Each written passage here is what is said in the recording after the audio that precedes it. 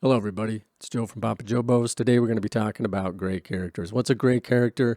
It's simply someone in a movie or media or entertainment of any type that's defined as not being good or bad. And in my opinion, it is an overly done trope at this point. There are very few people who can do it properly. I don't think most people even understand what they're doing when they say, I'm writing a great character. For example, a lot of people say Batman is a great character. No, he isn't. He is a good guy. He's a good character.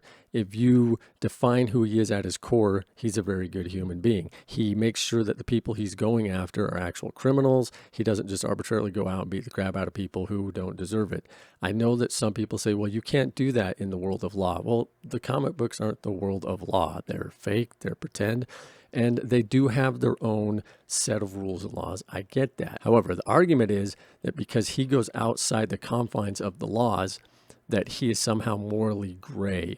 And he's not. He just goes out there and does what a superhero does. By that definition, I think almost everyone is morally gray. And I don't believe that. I think that good versus evil is a very real thing in books, entertainment, media, comics, movies, films, shows, all of it. They also have some other examples if you just search morally gray characters on the internet, and I couldn't disagree more. They say Tony Stark, same thing, that he's a morally gray character. I don't even remotely see how people see that at all. Why? Because he's a vigilante type guy?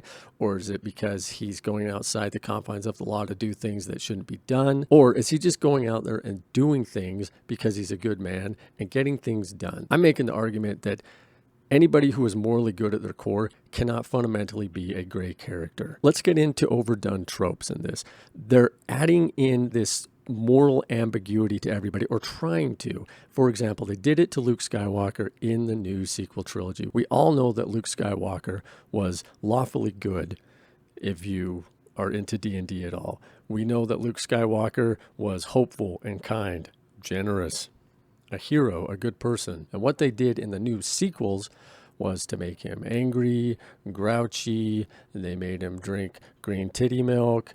They also have him trying to kill his nephew instead of trying to redeem him. They have him rejecting people who want to learn the ways of the Force. It's all ridiculous because it's forced, and it was deconstructive, and it was awful. At his core, Luke Skywalker's one of the best heroes ever. Also, if you're going to make the argument for Luke, you may as well make it for Darth Vader, which I don't believe in at all. Darth Vader was evil as all get out. Now, people say, well, Luke redeemed him. Luke redeemed him, but he didn't redeem him to the galaxy. He was redeemed in the eyes of Luke. And almost Luke only. If you read the books, especially, you're going to know this. Does it wipe out all the atrocities that Darth Vader did? Did he get redeemed in the eyes of all the people he killed, and then all the family members who were still alive that had to watch him hurt, murder, kill all the people he did? No, of course not. But in some people's eyes, who I think misinterpret what morally gray even means and a morally gray character is, would say that Darth Vader was morally gray. No, not even remotely. He's one of the most evil characters of all time. That's why he's my favorite bad guy. I love him. I thought he was great. There's a lot of other examples of this. Some people say the Joker is morally ambiguous. Why? Because he had kind of a hard childhood, maybe. That doesn't make you morally ambiguous. It doesn't make you gray.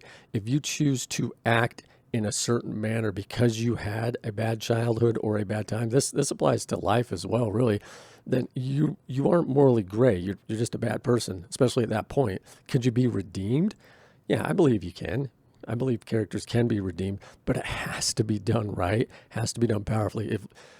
If Darth Vader wanted to be redeemed, he should have never murdered so many people in the galaxy. The same with the Joker. Take Powder from Arcane. She is written somewhat morally ambiguous. She's written more in a way that shows her descent into madness and why.